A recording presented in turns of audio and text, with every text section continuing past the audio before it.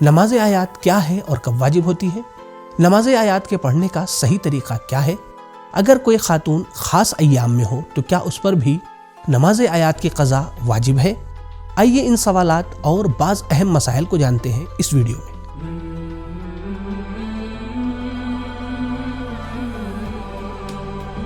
بسم اللہ الرحمن الرحیم۔ مومنین کرام سلام علیکم۔ خداوند متعال نے تمام مومنین اور مکلفین پر بعض نمازوں کو واجب قرار دیا ہے، جن میں سے ایک نماز آیات ہے جو بعض صورتوں میں واجب قرار پاتی ہے۔ آئیے آج جاننے کی کوشش کرتے ہیں کہ وہ کون کون سی صورتیں ہیں کہ جہاں پر نماز آیات واجب ہو جاتی ہے۔ کچھ موقع ایسے ہیں جہاں پر نماز آیات واجب ہو جاتی ہے۔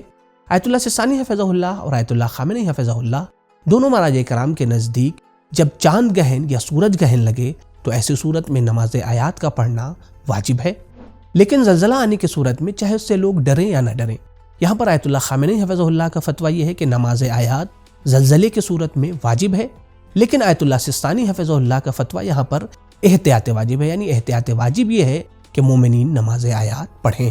اسی طریقے سے اگر کوئی ایسا حادثہ یا واقعہ پیش آ جائے جس سے اکثر لوگ ڈر جائیں، مثلا کالی آندھی چلنے لگے یا اچانک دن میں اندھیرا ہو جائے، لال یا پیلی آندھی چلنے لگے، زمین دھس جائے کہ جس سے اکثر لوگ ڈر جائیں، تو ایسی صورت میں آیت اللہ خامنئی حفظہ اللہ کے فتوے کے مطابق نماز آیات واجب ہے، لیکن آیت اللہ سستانی حفظہ اللہ یہاں پر کہتے ہیں کہ احتیاط مستحب ہے کہ انسان نماز آیات پڑھے۔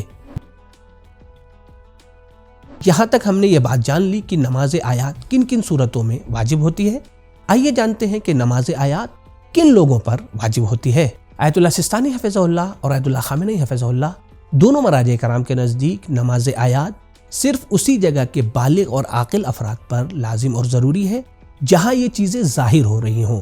لہٰذا اگر آپ کا گاؤں یا آپ کا شہر ایسے شہر سے ملا ہوا ہے کہ جہاں یہ چیزیں ظاہر ہو رہی ہیں لیکن آپ کے ہاں وہ چیز ظاہر نہیں ہوئی تو آپ پر نماز آیات واجب نہیں ہے۔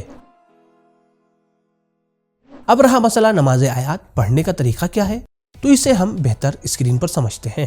نماز آیات نماز صبح کی طرح 2 رکعت ہے، بس فرق یہ ہے کہ نماز آیات کی ہر رکعت میں 5 رکوع ہے۔ دوسرا پوائنٹ یہ ہے کہ نماز آیات میں اذان اور اقامت نہیں ہے۔ ہاں اگر نماز جماعت سے پڑھی جا رہی ہے، جماعت سے ہو رہی ہے، تو ایسی صورت میں 3 مرتبہ کہنا الصلاۃ الصلاۃ الصلاۃ بہتر ہے۔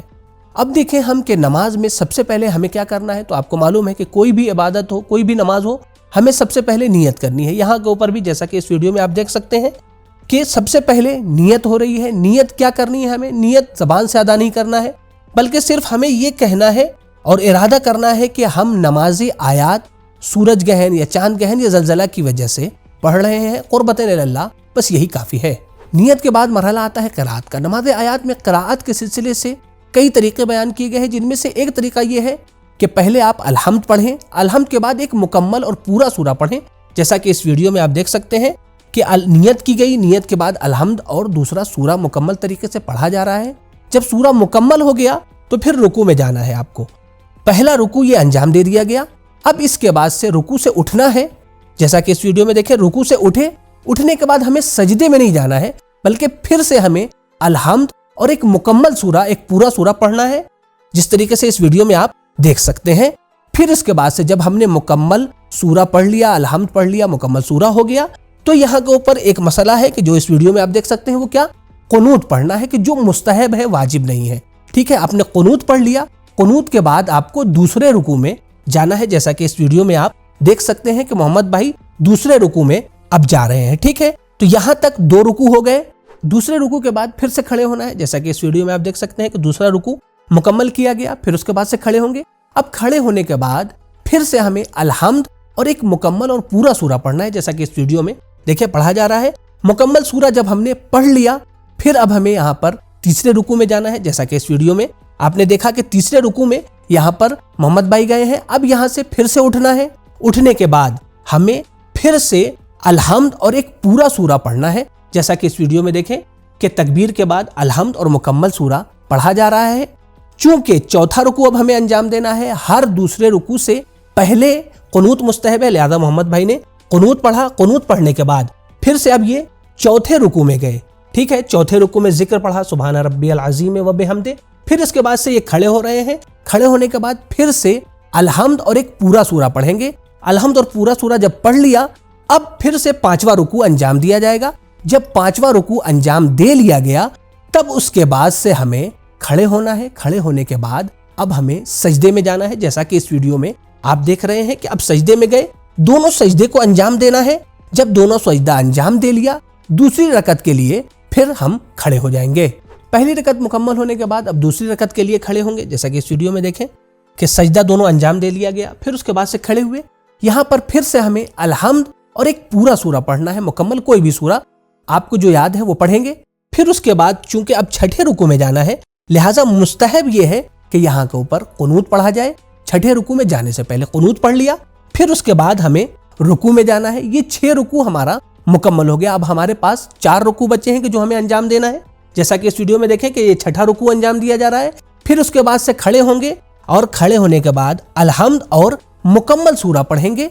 फिर उसके बाद से 7वां रुकू अंजाम देंगे। 7वां रुकू अंजाम देने के बाद फिर खड़े होंगे, अलहम्द और एक मुकम्मल सूरा पढ़ेंगे। चूंकि हमें इसके बाद अब 8वां रुकू अंजाम देना है और यहाँ पर कुनूत पढ़ना मुस्तहब है, लिहाजा 8वें रुकू से पहले एक कुनूत पढ़ा जाएगा।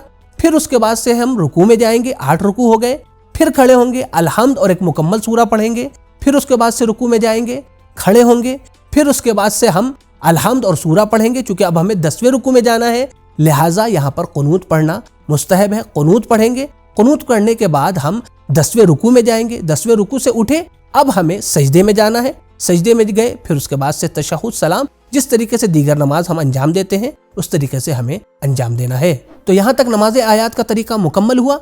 लेकिन नमाज आयात के सिलसिले से एक बहुत ही अहम पॉइंट यह है कि नमाज आयात के जितने भी रुकू हैं, सारे रुकू रुकन हैं, यानी इनमें से किसी एक को भी आपने जानबूझकर या भूले से छोड़ दिया तो फिर ऐसी सूरत में आपकी नमाज आयात बातिल हो जाएगी।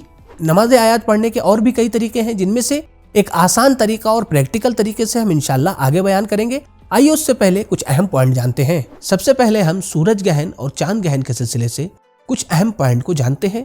पहला पॉइंट यह है कि अगर सूरज को या चांद के बाज हिस्से को ही ग्रहण लगा हो और उससे कोई डरा भी न हो, फिर भी नमाज आयात पढ़ना वाजिब है। दूसरा पॉइंट यह है कि अगर इंसान को मालूम है कि चांद को या सूरज को ग्रहण लगा है और फिर उसने जानबूझकर या भूले से नमाज आयात नहीं अदा की, यहाँ तक कि ग्रहण का टाइम खत्म हो गया, तो यहाँ पर आयतुल्लाह सिस्तानी हफिज़हुल्लाह और आयतुल्लाह खामेनी हफिज़हुल्लाह दोनों महाराजे कराम का फतवा यही है कि नमाज आयात की क़ज़ा इस शख्स पर वाजिब है, चाहे पूरे चांद को ग्रहण लगा हो या बाज़ हिस्से को ग्रहण लगा हो। और यहीं पर एक अहम मसला है आयतुल्लाह सिस्तानी हफिज़हुल्लाह का कि वो ये यहाँ पर कहते हैं कि अगर किसी इंसान ने जानबूझकर नमाज अदा नहीं की और चांद या सूरज को मुकम्मल तरीके से ग्रहण लगा हो, तो ऐसी सूरत में इसकी क़ज़ा जब इंसान करेगा तो ऐसी सूरत में एहतियात वाजिब यह है कि वो शख्स गुस्ल करे, फिर उसके बाद नमाज आयात की क़ज़ा करे। तीसरा पॉइंट यह है कि सूरज या चांद को ग्रहण लगा लेकिन आपको मालूम नहीं हो सका, आपको बाद में मालूम हुआ कि सूरज या चांद को ग्रहण लगा था, तो यहाँ पर 2 सूरतें हैं। या तो पूरे सूरज या चांद को ग्रहण लगा है तो ऐसी सूरत में आप पर नमाज आयात की क़ज़ा वाजिब है। लेकिन हाँ, अगर चांद के बाज़ हिस्से पर ही या सूरज के कुछ हिस्से पर ही ग्रहण लगा हो तो ऐसी सूरत में आप पर नमाज आयात की क़ज़ा वाजिब नहीं है।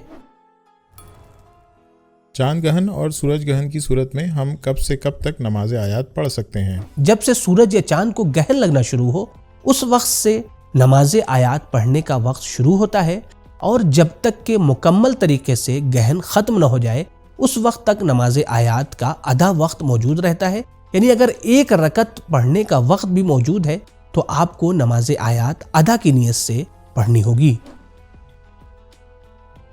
ज़लज़ले के सिलसिले से जो अहम पॉइंट है वो ये है कि अगर किसी जगह पर ज़लज़ला आए तो वहाँ के लोगों को नमाज आयात पढ़ने में देर नहीं करनी चाहिए कि उर्फ में देर शुमार होने लगे कि बहुत देर हो गई है। लिहाजा अगर किसी शख्स ने इतनी देर कर दी कि उर्फ में लोग कहने लगे कि बहुत देर हो गई है, तो आयतुल्लाह सिस्तानी हफिज़हुल्लाह का कहना यह है और उनका फतवा यह है कि आप पर नमाज आयात ज़लज़ले की वाजिब नहीं है। लेकिन हाँ, एहतियात मुस्तहब यह है कि आप बग़ैर अदा और क़ज़ा की नीयत के नमाज आयात अदा करें। लेकिन यहाँ पर आयतुल्लाह खामेनी हफिज़हुल्लाह फरमाते हैं कि जिस जगह पर ज़लज़ला आया है वहाँ के लोगों को नमाज आयात पढ़ने में देरी नहीं करनी चाहिए। लेकिन अगर कोई शख्स देर कर दे, ताख़िर कर दे, तो वो शख्स गुनाहगार है। अब उसके ऊपर नमाज आयात पढ़नी ज़रूरी है, लेकिन हाँ, वो जब भी अदा करेगा वो अदा की नीयत से ही नमाज आयात को पढ़ेगा। حیض اور نفاس کی حالت میں نماز آیات کا کیا حکم ہے؟ اس حالت میں آیت اللہ سستانی حفظہ اللہ کے نزدیک نہ نماز آیات واجب ہے اور نہ ہی اس کی قضا ضروری ہے، لیکن ہاں احتیاط مستحب کی بنا کے اوپر رجا کی نیت سے اگر سورج یا چاند کو گہن لگا ہے تو قضا کی نیت سے بعد میں نماز آیات پڑھ لے، لیکن اگر زلزلہ آیا ہے تو بغیر ادا اور قضا کی نیت کے احتیاط مستحب کی بنا پر رجا کی نیت سے نماز آیات پڑھ لیں۔ اس طریقے میں نیت اور تکبیرۃ الاحرام کے بعد ہمیں پہلی رکعت میں سورہ الحمد پڑھنا ہے، پھر اس کے بعد کسی ایک سورے کے آپ 5 حصے کر لیں اور ہر رکوع سے پہلے ایک حصے کی ہم تلاوت کریں گے۔ اسی طریقے سے جب ہم دوسری رکعت پڑھیں گے وہاں کے اوپر بھی ہمیں پہلے سورہ الحمد پڑھنا ہے، پھر کسی ایک سورے کے 5 حصے کر لیں۔ جس طریقے سے اس ویڈیو میں انجام دیا جا رہا ہے اسی طریقے سے آپ بھی انجام دیں۔ اللہ اکبر۔ بسم اللہ الرحمن الرحیم۔ الحمد للہ رب العالمین الرحمن الرحیم مالک یوم الدین ایاک نعبد و ایاک نستعین اہدنا الصراط المستقیم صراط الذین انعمت علیہم غیر المغضوب علیہم ولا الضالین۔ بسم اللہ الرحمن الرحیم انا انزلناہ فی لیلۃ القدر۔ اللہ اکبر۔ سبحان ربی العظیم و بحمدہ سمع اللہ لمن حمدہ۔ اللہ اکبر۔ وما ادراک ما لیلۃ القدر۔ اللہم صل علی محمد و آل محمد۔ اللہ اکبر۔ سبحان ربی العظیم و بحمدہ سمع اللہ لمن حمدہ۔ اللہ اکبر۔ لیلۃ القدر خیر من الف شہر۔ اللہ اکبر۔ سبحان ربی العظیم و بحمدہ سمع اللہ لمن حمدہ۔ اللہ اکبر۔ تنزل الملائکۃ والروح فیہا بإذن ربہم من کل امر۔ اللہم صل علی محمد و آل محمد۔ اللہ اکبر۔ سبحان ربی العظیم و بحمدہ سمع اللہ لمن حمدہ۔ اللہ اکبر۔ سلام ہی حتی مطلع الفجر۔ اللہ اکبر۔ سبحان ربی العظیم و بحمدہ سمع اللہ لمن حمدہ۔ اللہ اکبر۔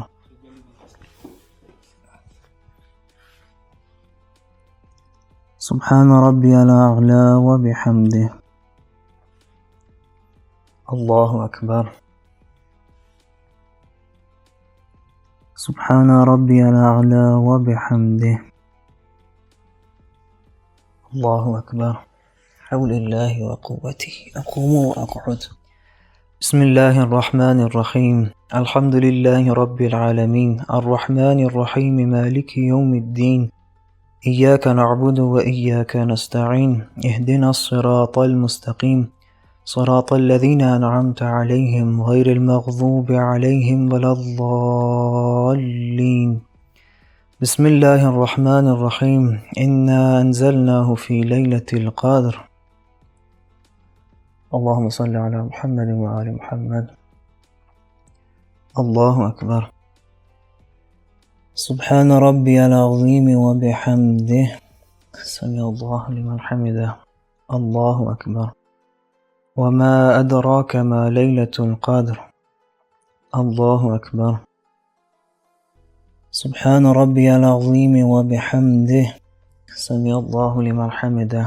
اللہ اکبر۔ لیلۃ القدر خیر من الف شہر۔ اللہ اکبر۔ اللہم صل علی محمد و آل محمد۔ اللہ اکبر۔ سبحان ربی العظیم و بحمدہ سمع اللہ لمن حمدہ۔ اللہ اکبر۔ تنزل الملائکۃ والروح فیہا بإذن ربہم من کل امر۔ اللہ اکبر۔ سبحان ربی العظیم و بحمدہ سمع اللہ لمن حمدہ۔ اللہ اکبر۔ سلام ہی حتی مطلع الفجر۔ اللہ اکبر۔ اللہم صل علی محمد و آل محمد۔ ربنا آتنا فی الدنیا حسنہ وفی الآخرة حسنہ وقنا عذاب النار۔ اللہ اکبر. سبحان ربی العظیم وبحمدہ. سمع اللہ لمن حمدہ. اللہ اکبر.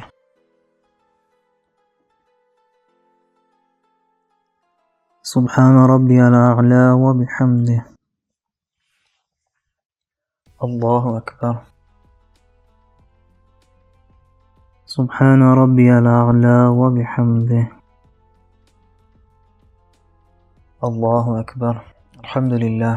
اشہد ان لا الہ الا اللہ وحدہ لا شریک لہ واشہد ان محمدا عبدہ ورسولہ. اللہم صل علی محمد وآل محمد. السلام علیک ایہا النبی ورحمۃ اللہ وبرکاتہ.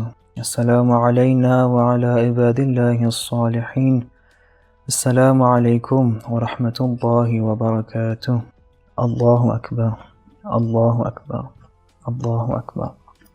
تو مومنین کرام، امید کرتے ہیں کہ یہ ویڈیو آپ کو پسند آئی ہوگی، لہٰذا اسے اپنے دوستوں کے ساتھ، دیگر مومنین کے ساتھ ضرور شیئر کریں. اور ہاں، اگر آپ نے ابھی تک پریکٹیکل احکام کی دیگر ویڈیوز کو نہیں دیکھا ہے تو پلے لسٹ میں جا کر ضرور دیکھیں اور اپنی رائے کا اظہار کریں. انشاءاللہ ایک نئی ویڈیو کے ساتھ، ایک نئے موضوع کے ساتھ پھر سے حاضر ہوں گے. خدا حافظ. فی امان اللہ.